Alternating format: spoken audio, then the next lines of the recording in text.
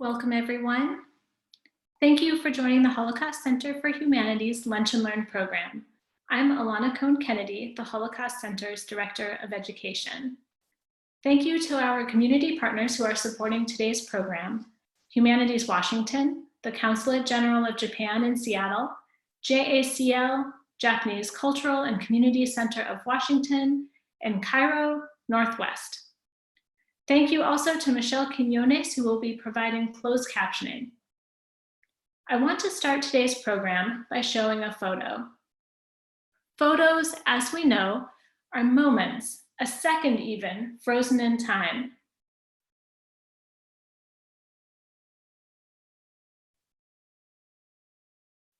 As we zoom out, we see more context.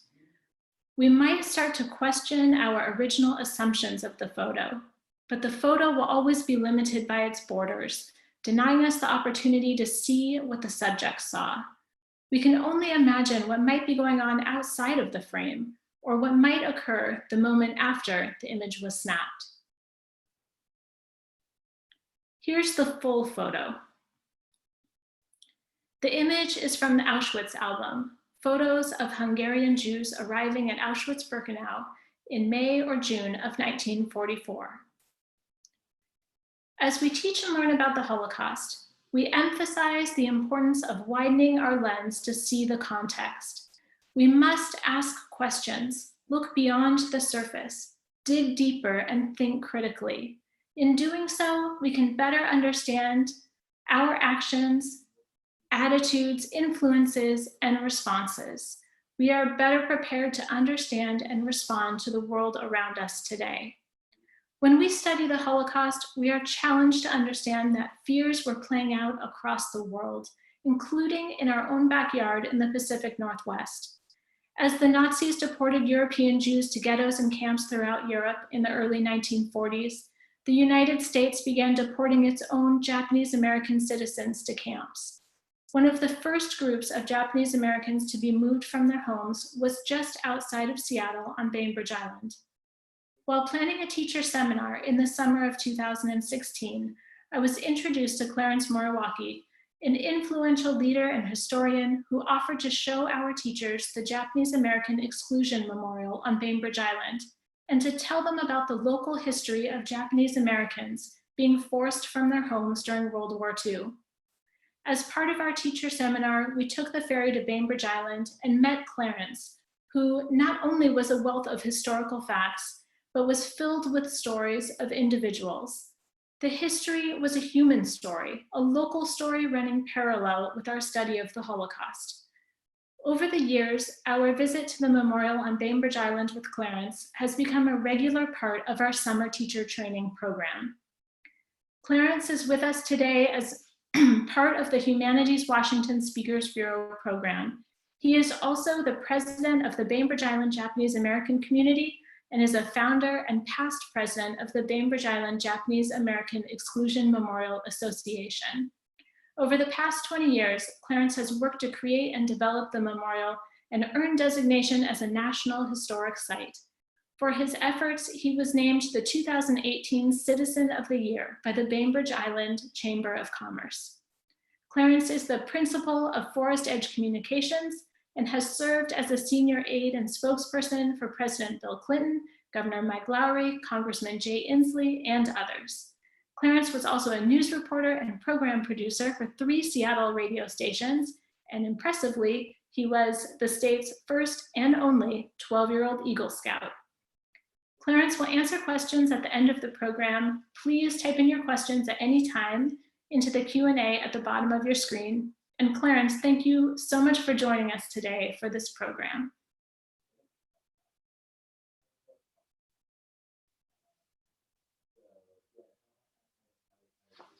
Clarence, if you can hear me, I'll turn it over to you. Let's see if we can turn your camera on. Here we go. I got the cue. Great. Thank you so much. Excellent. Welcome. Thank you. And thank you so much for that wonderful introduction. And I'm so thrilled to be part of your Lunch and Learn series. And I hope that people who might be just tuning in for my program follow their program here at the Holocaust Center for Humanity because it's a very wonderful series of informative things that you can learn over lunch. So I'm going to talk about our program here, and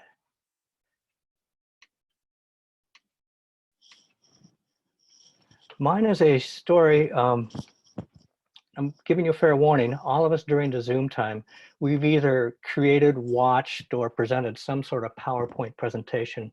And I'm warning you that this is a PowerPoint presentation, but I hope that you don't find this one too torturous. I call it the story of 4 H's: history, honor, healing, and hope. We always have to start with the history, and that is reverence to the Suquamish people who have lived in Central Puget Sound for about 10,000 years. Their most famous son was Chief South, who was the inspiration for the name of the city of Seattle. The first Europeans arrived in 1792. This is an artist's depiction of the HMS Discovery by Captain George Vancouver, who came through this area. In 1841, the United States Navy, led by Lieutenant Charles Wilkes, came here, and he circled around this island and named it after his good friend Commodore William Bainbridge, who never set foot in Washington State. What all this new settlers found throughout here, from British Columbia all the way down to Northern California, were massive old growth forests. And Bainbridge Island was no exception. And any place that was near the water started a mill. And on Blakely Harbor on Bainbridge Island, they started a Blakely Harbor Mill. At the end of the 19th century, this was the largest lumber mill in the entire world. In the background, you see some tall things that look like burned out trees, but that's actually the Hall Brothers shipyard, which was also building some of the biggest ships in the world at that time. This brought in people from all around the world: Croatians, Swedes, Norwegians, the Chinese, the Japanese, and everybody worked together at this mill, worked together at the shipyard, and the camaraderie and the closeness of this community was really tight from the start. The Census Bureau came through in the late 1800s, but they found names like Moriwaki or Yamamoto hard to say or pronounce, so they simply didn't bother, and for many years you were known by your number. This is a map of what Port Blakely looked like at its peak. I'm going to focus on the left side of this map, the 2 Japanese pioneer villages of Nagaya and Yama. Nagaya is where the first Japanese settlers worked at the mill and work at the shipyard. When they brought over their families, they created a town called Yama, which means mountain or hill in Japanese. And here's a picture of what Yama looked like. At its peak, about 350 Japanese lived on this island of about 3,200, or roughly 10% of the island was of Japanese ancestry. The Japanese came because of a recession in the 1880s. They brought only not only their hardworking skills for the mill and for the shipyard, but they were also entrepreneurs and professionals in their home country. So they started the Washington Hotel, the restaurant, the mercantile store. This became the company town of which all of the people, when they worked together at the mill, also shopped and patronized these Japanese stores, again, making this community much more tighter. And Mr. Takeyoshi's ice cream parlor was by far and away one of the most popular businesses on the island. A lot of pride was taken in these communities, and they had to build all of their homes from the spare lumber at the mill. The mill went through 2 total burn downs, and in the 1920s, when it was destroyed and almost all of the old growth lumber was gone anyway, people had to find other things to do. The Japanese started strawberry farms. They became some of the most prosperous strawberry farmers within Central Puget Sound. They also continued their businesses, much as they had in Port Blakely and Nagaya when the company town was roaring. Not only were they tight-knit at the mill and the shipyard, but our state was one of the first states to have compulsory public education, which meant all children must go to school together, and I would suggest that no child is born prejudiced. So this island had a very cohesive socioeconomic place to live.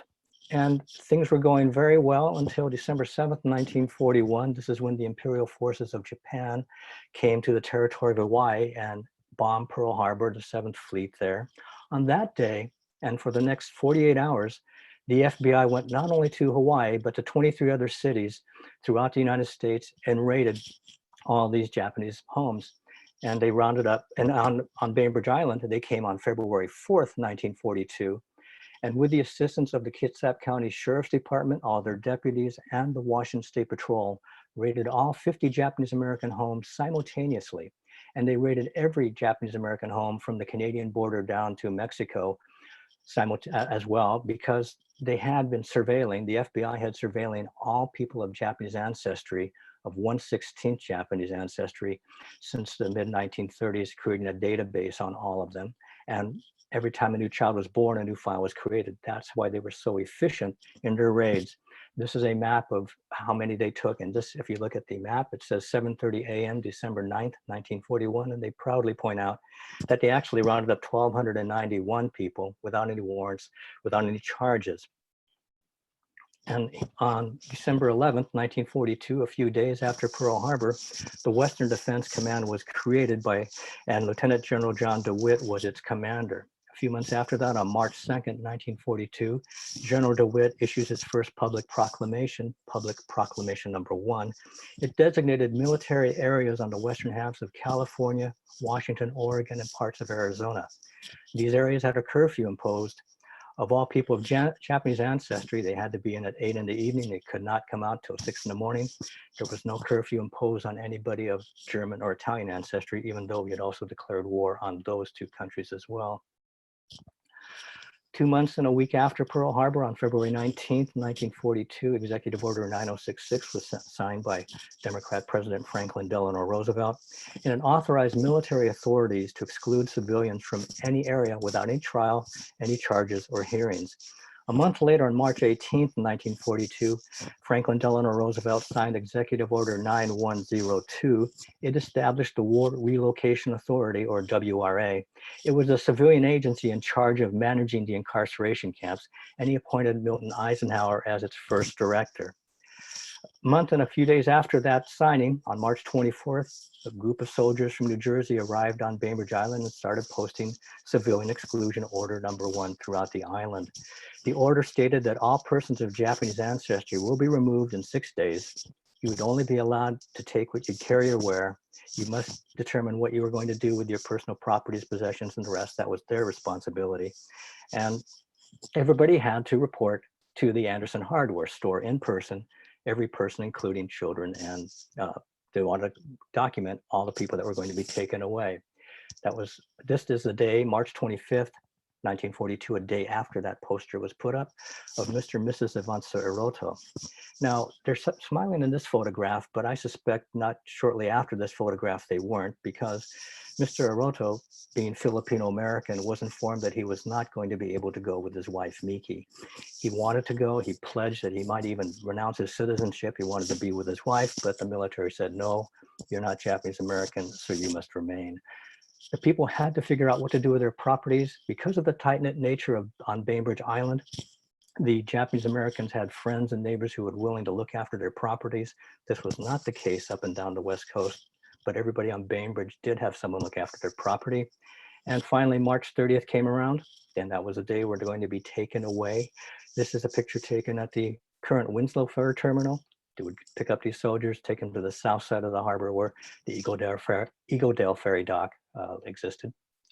If you could not get to the ferry by either someone taking you in your car or driving you, the military provided these troop carriers. Everybody had to go, including the orphans depicted here. Reverend Hirakawa here is the eldest person on the island at the time. He was 77 years old. This is a picture of Mr. and Mrs. Moji. They were a childless couple. It's not clear whether they were unable to conceive or they didn't choose not to have children, but they always had one child, if you will, and that was their pet dog, King. King was well known on the island. He was a white Samoyed, pretty exotic for the time, and he wanted to go, but he was not able to go because they couldn't take dogs. So shortly after this picture was taken, the two soldiers you see there took King out of the truck. For the first time in his life, he barked and tried to bite these soldiers. He was restrained as the truck was being taken away. The Mojis, like their neighbors, other neighbors, they looked after their dog, property and their dog. But King was so despondent that he refused to eat or drink, and he died in about a week.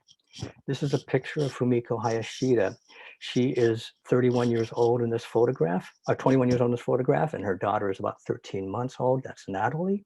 And she is pregnant with her third child, Leonard, who would be the first baby born in a concentration camp. She plays a big part in our story. I'll explain later. The soldiers over the 6 days were noted to be becoming very close to the community. they became friends and very gracious to all of the Japanese Americans, and that tight-knit nature. The students from the high school skipped school to say goodbye to their longtime friends. The soldiers that I mentioned became close. The editor of the newspaper, Walt Woodward, noted, quoting the commanding officer, saying, "We don't know why we're here. We don't know why we're doing it to these people. This is the hardest thing we've ever had to do." And Woodward noted that all of the soldiers had tears in their eyes. The ferry finally arrived. You can see the soldiers marching down to the ferry dock, which is just out of sight of this picture on the left. And finally, the ferry Colocan arrived at 11:03 in the morning. 227 Japanese Americans marched onto that ferry. They went across the ferry. This is Sumiko Kura-Furta. She's saying goodbye to Bainbridge Island. They came to Seattle, boarding these trains, thousands of people watching them. This is the Hayashida family waving goodbye before the train left. They rode for 3 days and 2 nights, arriving in the high Owens Valley desert between Los Angeles and Lake Tahoe at Lone Pine. From there, they boarded a bus, rode several more hours, and arrived here at Manzanar, the Manzanar concentration camp under construction. They arrived on April Fool's Day, April 1st, 1942. And here's a picture taken the day after they arrived. You note the date in the lower left corner, April 2nd, 1942. And these were hastily built structures. They were these barrack areas. They were small units. You can see there's no insulation. There is no sheetrock. It just has a tar paper outside. The first several thousand that came, again, they could not bring mattresses, so the government gave them one large sack and a smaller sack, instructed all of the incarcerees to go to large bales of hay, fill up both of those sacks with hay as best they could. They were instructed that the large sack would serve as your mattress and the smaller sack would be your pillow. And as you can see, they tried to make do with their living situation. This is a model of the Manzanar concentration camp. You can see this at the Japanese American National Museum's wonderful exhibit called American Concentration Camps. And by September 1942, more than 10,000 Japanese Americans lived at this facility. They were crowded into 504 of these barracks and are organized into 36 blocks. Each of these barracks was 100 feet by 20 feet divided into 4 sections. So your apartment, if it were, was 25 feet by 20. Walls didn't go up to the ceiling, not much privacy, and groups of 8 people, either a family of 8 and or 8 strangers, would live in one of these 20 by 25 foot apartments. All of the 10 concentration camps were placed in desolate areas of the United States, but they all had one thing in common. The summers are all hot and arid with blowing sandstorms and wind. And in the wintertime, just the opposite, freezing. Of course, no paved roads, let alone gravel roads, so it was constant mud.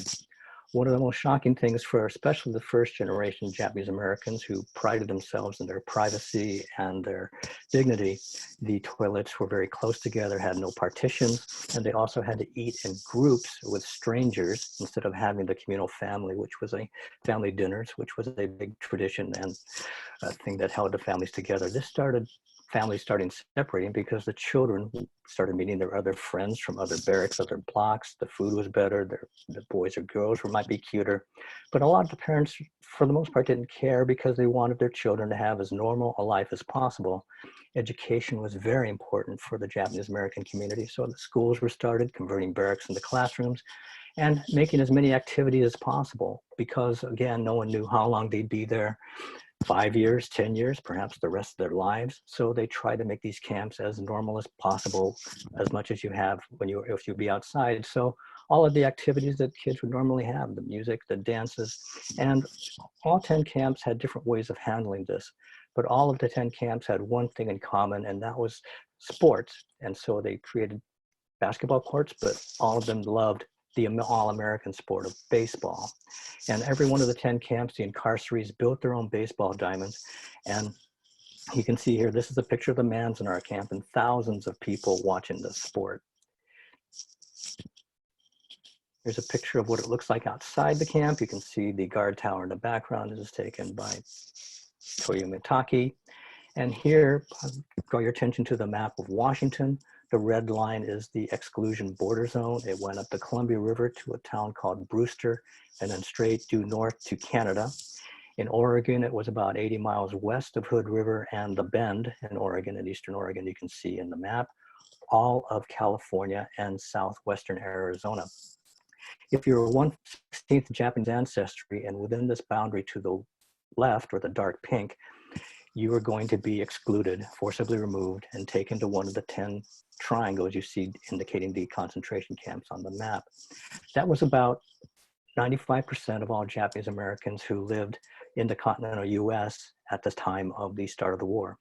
Another 6,000 children would be born in one of those 10 triangles, so all told, 120,000 Japanese Americans were forcibly removed and excluded from the West Coast.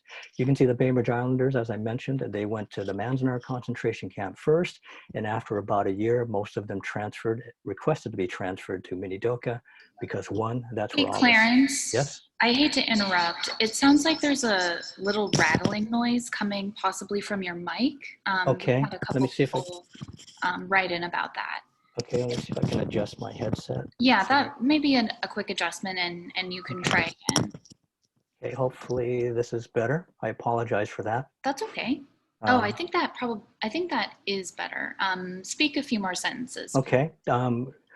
So I'm not rattling and rolling. Am I rocking? Can I continue to go on? Let's move forward. Thanks a lot, Clarence. Thank you, and I apologize everyone for that intrusion. They suggested or requested to go to Minidoka primarily because one, the people from Seattle went there, but two, they were not getting along with the Los Angeles Japanese Americans who came to the camp. They were the country mice, and then the Los Angeles folks were the city mice. And as Walt Woodward mentioned, after just all the friction, that everybody knows that you should not mix Washington apples with California lemons. Now, the Bainbridge Islanders first went to Manzanar, but that was a concentration camp under construction. Those 10 triangles in this map that you see weren't built fast enough to remove all the other 120,000 people. So they said, we went to a concentration camp, but at least we didn't have to go to an assembly center. Now, the assembly centers were halfway places that were built to hold all of these thousands of people before those concentration camps were ready for occupancy. And here in Washington State, in the map here, orange, you can see Seattle, and in Pierce County, they went to the Puyallup Fairgrounds. And the light blue area in Eastern Washington, they went to the Portland, Oregon Fairgrounds. Now, these fairgrounds, they built some barracks, but they did not build them fast enough as well. So the first several thousand people who went to the fairgrounds and or racetracks were placed into the livestock stalls where horses or pigs or cows had previously been in. In dark blue, Kitsap and most of King County went to the Pinedale Assembly Center outside of Fresno, California. And in green in this map, the rest of Western Washington went to the Tule Lake Assembly Center in Northern California, which later became a full-blown concentration camp. Now, the concentration camps were finally completed. One quick thing I'd like to draw your attention to is how when you see the pullout of the Los Angeles area and the Bay Area, you can see the colorful mosaic of split up.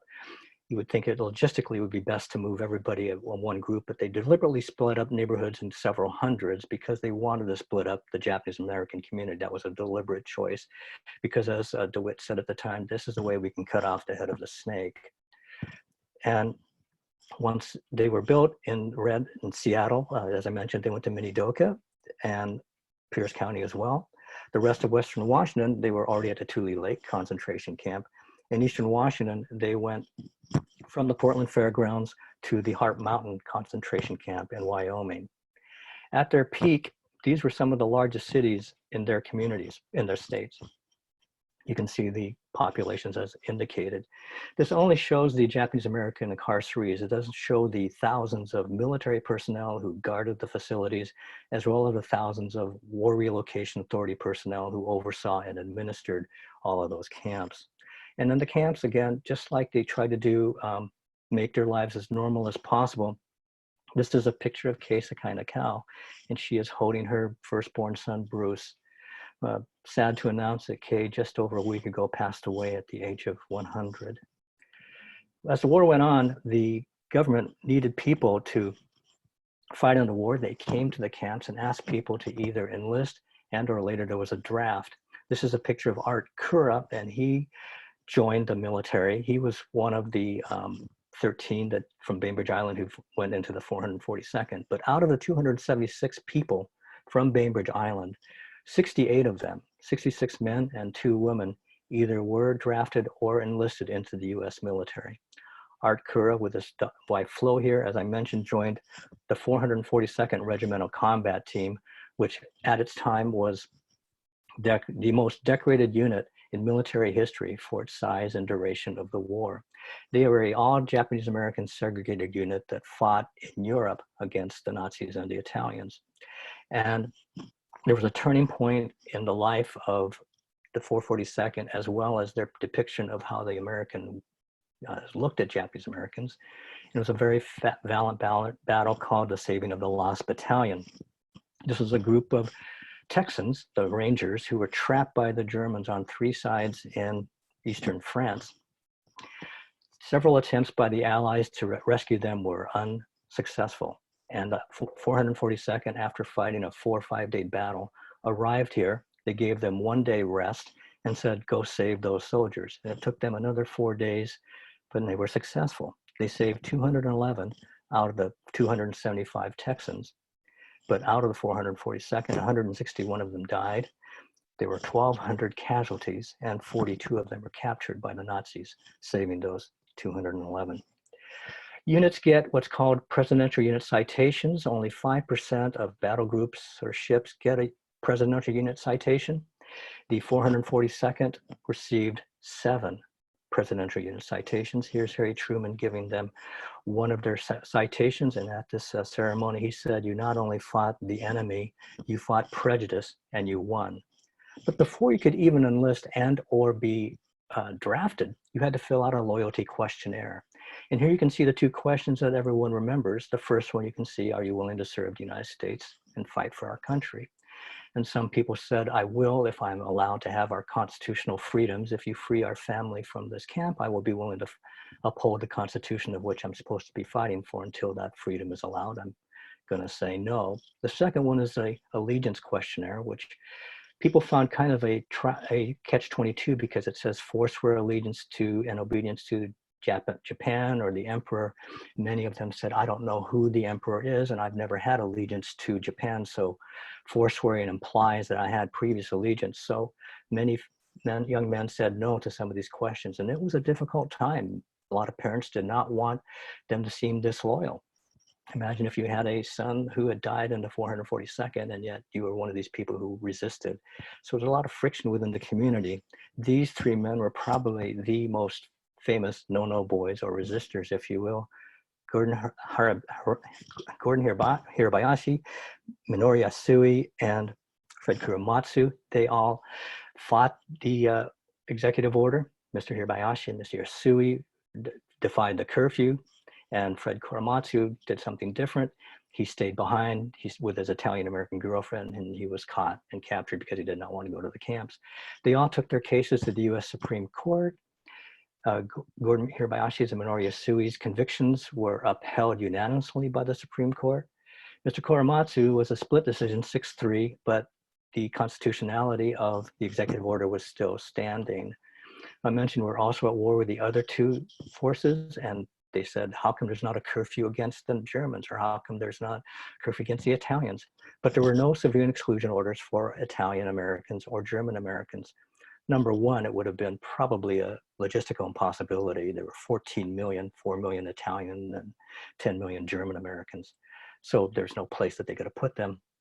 But if there was a mass civilian exclusion order, it would have changed history for, this Italian American, Joe DiMaggio, or this German American, Dwight Eisenhower, who led the Allied forces to victory and of course became a US president after the war was over.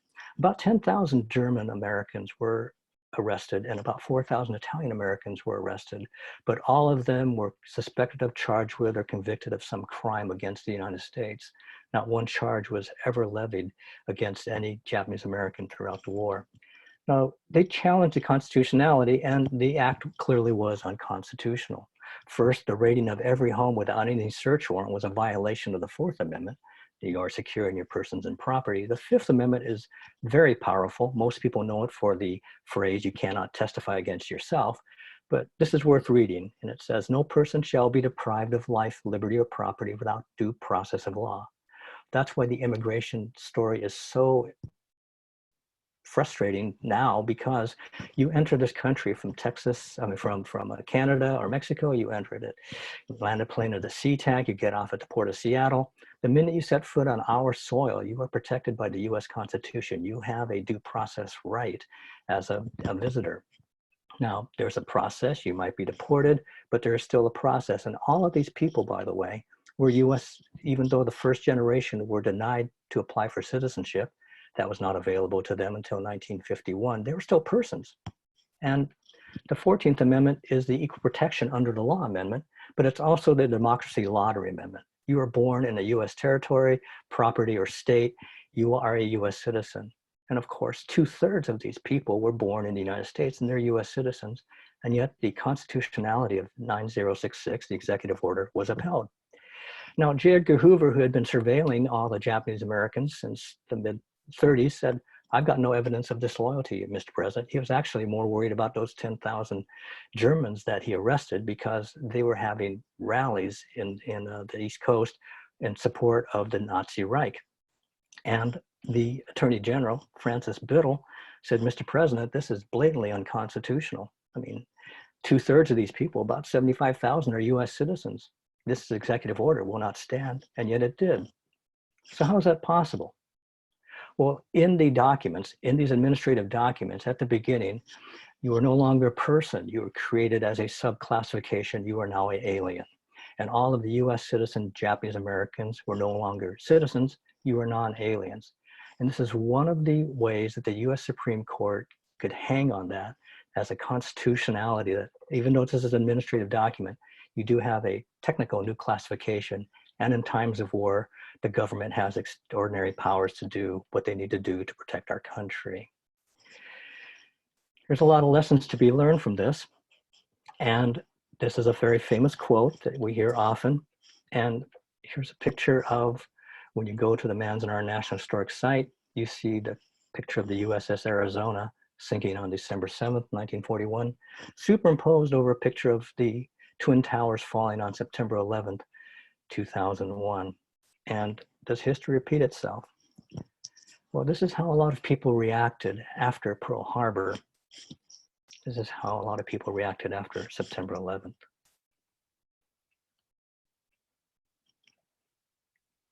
Now, to kill people, unless you're a sociopath, it's a hard thing to do. You have to create a means to have something against your enemy. And in World War I, the Germans really elevated it to an art form. You can see here the propaganda of this Bolshevik dark, the menacing giant dagger dripping in blood, the woman holding her children, or you make your enemy not even human. Here they have the depiction of the Allied forces coming across the English Channel with Uncle Sam in tow behind the British Spider. And there were other images that are actually bordering on pornographic. And we found these images so horrific that we said that we would never stoop to that because we have a higher standard, a United States standard that would never stoop to this kind of level of propaganda. But after Pearl Harbor,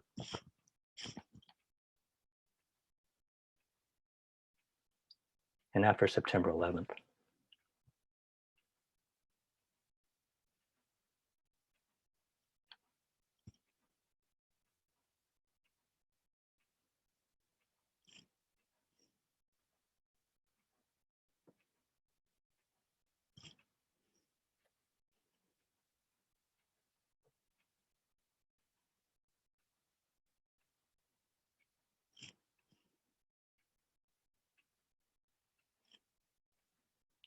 this next image I'm about to share was a very popular, what was considered very patriotic thing that businesses, corporations, schools, churches, civic groups would hand out, much like you would hand out a yellow ribbon or wear a flag lapel pin.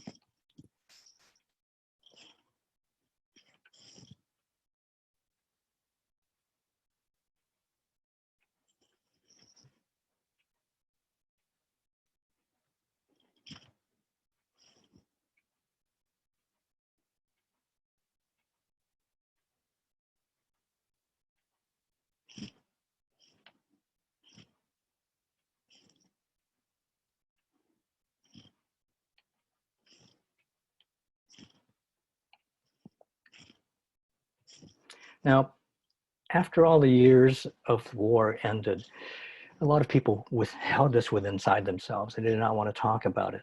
But as my generation, the Sansei generation, started learning about it, we started raising questions. And in 1976, President Gerald Ford, Republican from Michigan, on the anniversary of our bicentennial, July 4th, he chose that day to rescind Executive Order 9066. Very strong showing of how this was an error that our country had created. Later that year, he was defeated by a Democratic governor from Georgia, Jimmy Carter, who then, listening to the Japanese American community and the awareness of what happened, started what was called started a commission called the Wartime Relocation and Internment of Civilians. It was a bipartisan commission to look into the history of what happened and what the truth was behind this story. But later that year, he was defeated by Republican governor from California, Ronald Reagan, who did continue this commission. And in December 1982, they published the report called Personal Justice Denied. And after 750 witnesses, this 467-page report said there was no documented evidence of espionage or sabotage, nor was there any military necessity for the mass exclusion and incarceration of 120,000 Japanese Americans, but they unanimously found that it was based on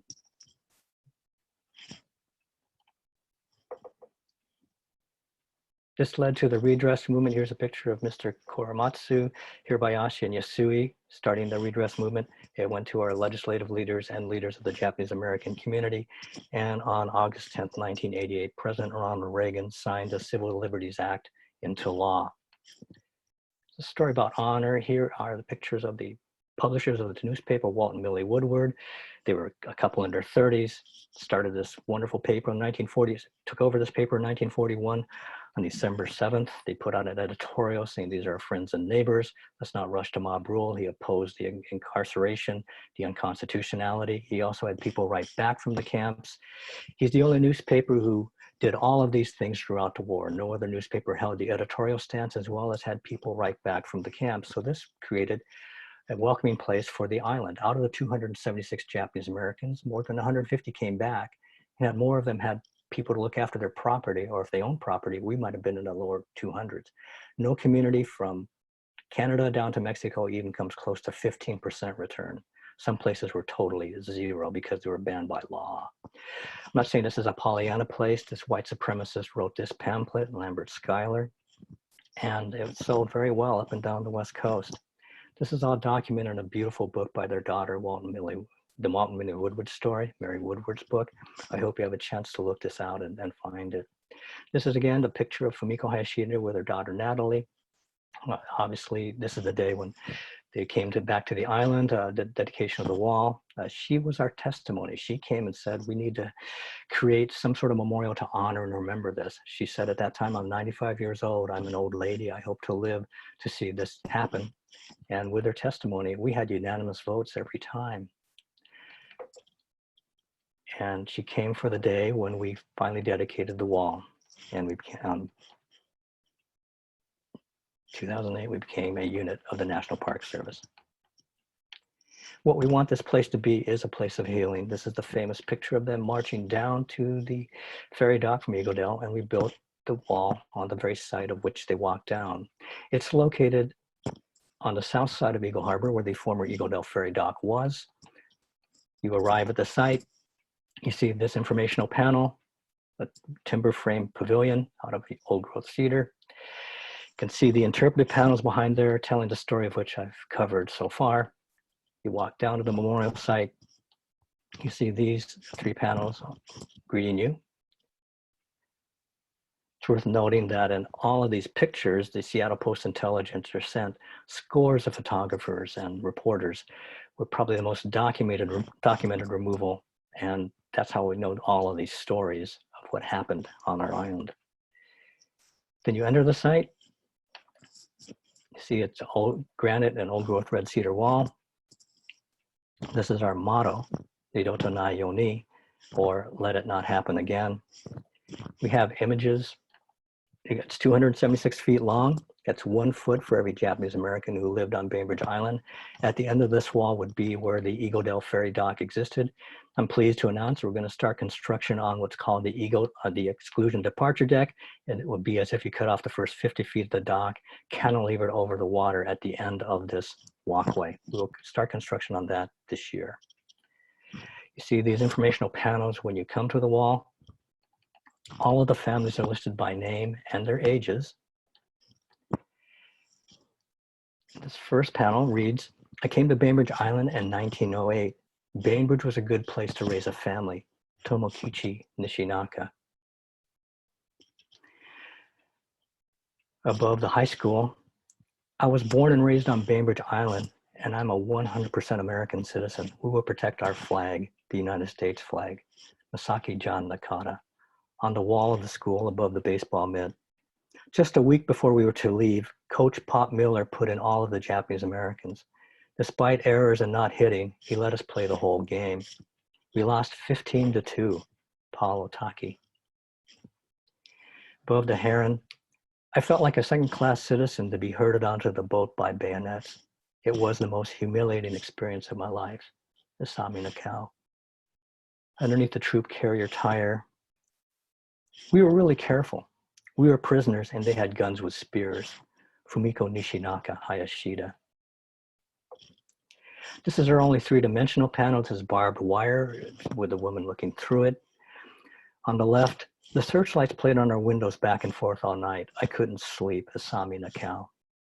On the right, back home at graduation, they had 13 empty chairs on the stage. That day I felt so empty and sad. I sat on my bunk and I cried. Here we have no wall. This wall is about Japanese Americans on Bainbridge Island, but for 3.5 years, they were removed from the island, so therefore there is no wall. The monolith you see in the middle is basalt, which represents the Minidoka concentration camp, of which they ended up their final years of incarceration. Here's a final goodbye panel. And then this one is the return panel. You notice it's 3 together, multicolor. It's something of this story that we actually celebrate because of how our island welcomed their friends and neighbors back. We put the farm under Mr. Raber's name while we were gone. When we came back, he returned it to us. Nobura Kura.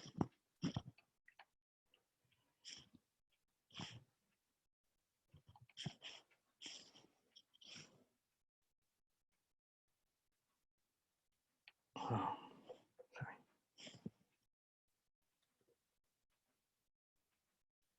And this panel, my father and his brother worked so hard to build up Bainbridge Gardens. When we returned, there was nothing left. Must have broken him. Junko Harui. You leave the site. Here's a return path. And you have these panels. Windows are broken, personal belongings were all ransacked. My father wanted us to come back. Bainbridge was our home. So we came up and made our minds that we had to start over. We were thankful that we had our land. Fujiko Koba, Sakuma. Exclusion, removal, and detention inflicted tremendous human cost. There was the obvious cost of homes and businesses sold, as well as injury to careers and professional advancement. But most important, there was a loss of liberty and personal stigma of suspected disloyalty. Personal justice denied to report on the Commission on Wartime Relocation and Internment of Civilians, 1982. For these fundamental violations of the basic civil liberties and constitutional rights of these individuals of Japanese ancestry, the Congress apologizes on behalf of the nation. For here we admit a wrong. Here we affirm our commitment as a nation to equal justice under the law. Ronald Reagan signing the Civil Liberties Act, 1988. I offer a sincere apology to you for the actions that unfairly denied Japanese Americans and their families fundamental liberties during World War II. Bill Clinton Presidential Letter of Apology, 1993. You leave the site, you come back to the pavilion where we started, and we have future plans to have a amphitheater outside and also a timber frame pavilion, a timber framed structure to match the pavilion and the wall. This is the Pledge of Allegiance as it existed in 1942. The phrase "under God" was not added until 1951. At the bottom of this, it reads, I wonder who the next exception will be. If this democracy with her extraordinary constitution could imprison people only because of their ethnic background, it could happen again. And it could happen to anyone, black, brown, yellow, or white. Senator Daniel K. Inouye, who was the first senator from the state of Hawaii when it became Hawaii. He was also one of the 442nd, literally left his right arm in Italy fighting for the United States, and a Medal of Honor recipient. My predecessor, Dr. Frank Kitamoto, said this phrase in one of his last talks before he passed away. And I believe this to be true. It is not hate, it is fear. And back then it was, and now, a lot of manufactured fear that we are living through. And our motto, Nidoto na Yoni, let it not happen again, is not just aspirational for us. We want it to be a call for action. And if you'll allow me, I would like to read a letter to the editor I wrote to the Kitsap Sun on the 4th of July weekend this year. And it was headlined, We'd Seen Trump's Racist Gaslighting Before. The swine flu virus wasn't called the American virus. COVID-19 coronavirus is not the Chinese virus. Trump has repeatedly used this racist trope, which has inspired harassment and attacks on Asians throughout our nation. Closer to home in Seattle's Chinatown International District, there have been similar hate crimes committed, including attacks, vandalism, and perhaps an arson on an Asian-owned business. Doubling down on his xenophobic fear and hate, at an anemically attended rally in Tulsa, Oklahoma, and a few days later at a rally in Phoenix, Arizona, Trump called a pandemic crisis virus the Kung flu. At the last event, I'm not sure what makes me more sad and outraged. The fact that Trump says this with a smile on his face, or at that event, held in the Dream City Church, the 3,000 almost exclusively white, presumably Christian young people actually cheered when Trump said Kung flu. We've seen this movie before. From the 1882 Chinese Exclusion Act and the 1924 Asian Exclusion Act, to the mass forced removal and exclusion of 120,000 Japanese Americans during World War II, our nation has a long history of fanning anti-Asian racism. Kung flu. Add one more from our racist commander-in-chief. We must stand up like the Woodwards. We must stand up like the Bainbridge Islanders did, went against a tide of hatred and fear, and stood up for their friends and neighbors. Our country has to stand up now. Nidoto na Yoni, let it not happen again. Thank you very much.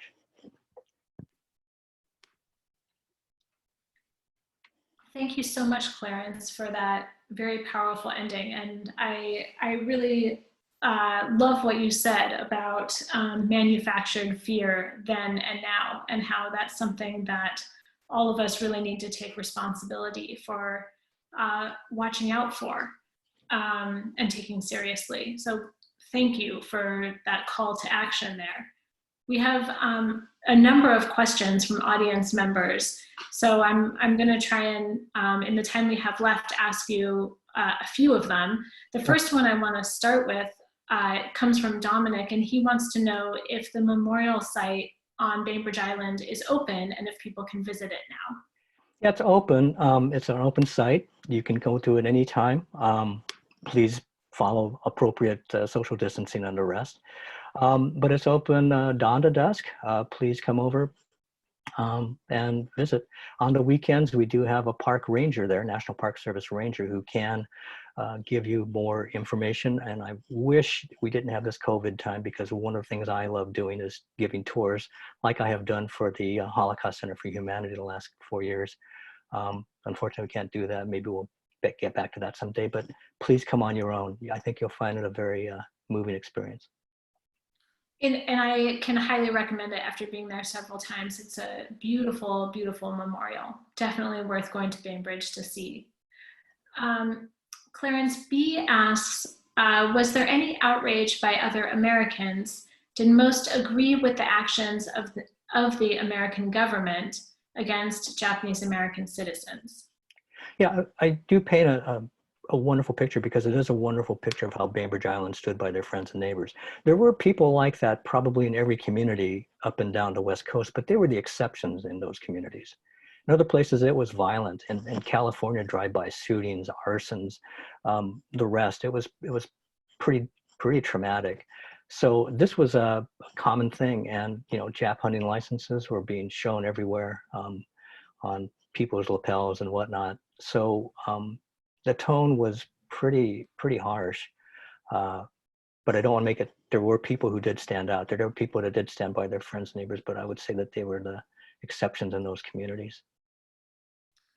So you talked in your presentation about how neighbors on Bainbridge Island were really looking out for their Japanese American community while they were gone. Can you tell us what the experience was like for Japanese Americans in other communities on the West Coast, and how was their return?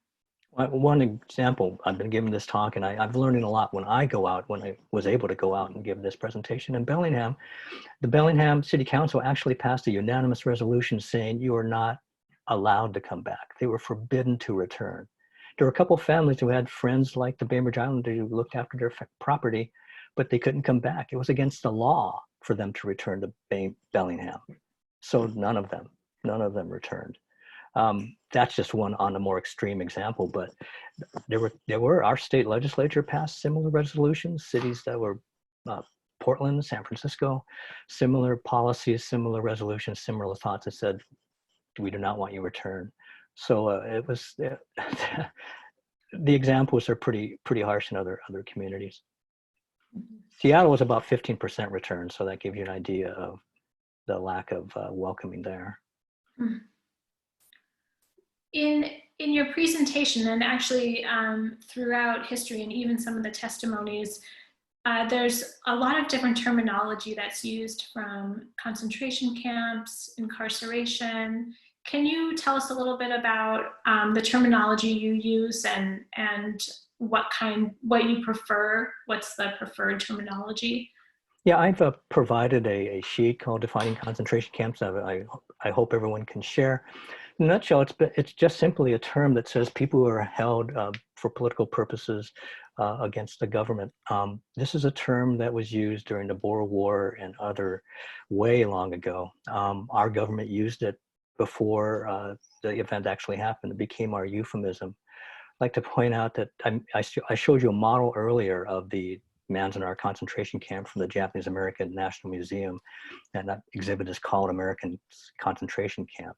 But in the 80s, when they were planning to put that exhibit together, they reached out to the Jewish community, the Simon Wiesenthal Center, the Holocaust Museum, National Jewish Federation, and the rest, and all of them supported that phrase because it was the correct phrase, one, but they're trying to get the community to not clump the extermination centers and death camps in that term concentration camp. Ironically, concentration camp is a nicer euphemism for what the Germans were using. Actually, the terminology, if I understand it correctly, the German translation is something like extermination center. So if you just use the appropriate terminology of what the Nazis were doing, it kind of tells a story in itself. So it's really that kind of phraseology, and it's a lesson of how governments use euphemisms. All governments do this. And they weren't evacuees. That's what happens when, we're having these fires in California, for example. Excuse me? That's just my daughter. Oh, hi. They weren't. Oh, and if you want to be totally accurate, if I was going to be, giving this as a accurate presentation of what the government's terms were, I'd have to call the Manzanar place a relocation center. I mean, that's a fantastic euphemism. Relocation is when I've got a new job and I'm relocating. I'm excited. I'm sure none of them were really excited to do that. And actually, that was part of the plan, was to not only just relocate them to those 10 camps I mentioned and those other prisons, but eventually move essentially exterminate all the people in that exclusion zone. It was going to be an extermination zone where there'd be no Japanese ever living in the west side of that line. I think that this is an important conversation to have because the words carry very distinct meanings, and we need to be careful in our word choice as we're talking. Yeah, thank you. So one of the questions that came in was about whether this topic is required to teach in Seattle public schools or even in Washington state. Do you know of the requirements in the school districts in this area? I believe OSPI does have that as, I don't know what the length of the curriculum has to be, but it certainly has to be more than a paragraph in a book, because we did have a Civil Liberties Act on that. But I'm not sure exactly. I think it's up to the school district to do that, but it is something that is required. I didn't learn about it until I got to college, so we've come a long ways. Like to add on this island, they have a whole week-long thing at Sakai Intermediate School called Leaving Our Island. I don't know if any other school does a week-long curriculum, but every school district must bring this up in traditional U.S. history. And we have time for just one more question, and this one is in reference. The question asks, "I'm interested in the book you mentioned about the Japanese experience in the internment camps. Can you tell me the name of the book again?" Well, it's over my shoulder. It's Mary Woodward's book. It's called Defending Our Neighbors, on a Walt and Millie Woodward story. And I don't know if you can see those other books, but they're all photographic books. Un-American is a photographic book about, well, the Japanese American incarceration experience. Twice Heroes is photographs of the Japanese Americans who fought both in the Pacific Theater and in the European theater in World War I. And Born Free and Equal, Ansel Adams photographs of the folks in Manzanar. If I was going to recommend one of those, I'd say Un-American, because it also has Dorothea Lang's photographs. It's a much more comprehensive view, but those are the four behind me are the ones I'd recommend for you. Wonderful. And Clarence, I want to share, we had a really nice comment come in, and I just want to read it to you, and I think this will be a great comment maybe to end on. It comes from Cindy O, and it says, "Not a question, just a comment and gratitude. I am Japanese American, but grew up in Hawaii, where far fewer Japanese Americans were rounded up. This is not a part of my own family's history, and I have sought to fill in gaps in my knowledge so I can be a more effective champion for inclusion and justice. This presentation was hugely educational and very moving. Thank you, Clarence and Holocaust Center for Humanity." What was this person's name again? Cindy O is how it comes up in our comments. Well, Cindy, thank you so much. You make my life worth it. Well, Clarence, thank you so much for this presentation today and for your wonderful support of the Holocaust Center and for helping to train our teachers over the years. We look forward to continuing to work with you. Thank you. Thank you, Alana, and I look forward to giving you another hosted tour when this COVID thing is over. And everyone, stay safe, live long and prosper. Thank you, and thank you to all of our participants for joining us today for this important program. It's been recorded, and you'll find it on our website starting tomorrow, along with all of our other past Lunch and Learn presentations. I want to also thank again Humanities Washington for their support for this program and their ongoing support of the Holocaust Center for Humanity. One of the best things you can do to support the Holocaust Center for Humanity is to tell others and recommend our programs, and encourage them to join future Lunch and Learn sessions that we offer every Tuesday. I want to give a special thank you to Richard Green, our Museum and Technology Director, and Julia Thompson, who are running the technical side of this show today. Also, a huge thank you to our Executive Director, Dee Simon, and our entire team, Nicole Bella, Lori Werschel-Cohen, Paul Regelgrube, Rosa Campos, Sydney Dradel, Ellie Selesky, Amanda Davis, and Katie Lawrence. I hope you'll be able to join us for a special program next week that actually will be taking place on Wednesday with legal scholar Lawrence Douglas, who will discuss the legal system under the Third Reich. This talk will examine questions such as, how did the Nazi state succeed in perverting the German legal system? What role did prominent lawyers and judges play in resisting or assisting the legal system? And are there limits to which law can be perverted before it ceases to function as law? Lawyers can earn 1 CLE credit for attending next week's program. And just a reminder again, next week's program is on Wednesday instead of our usual Tuesday.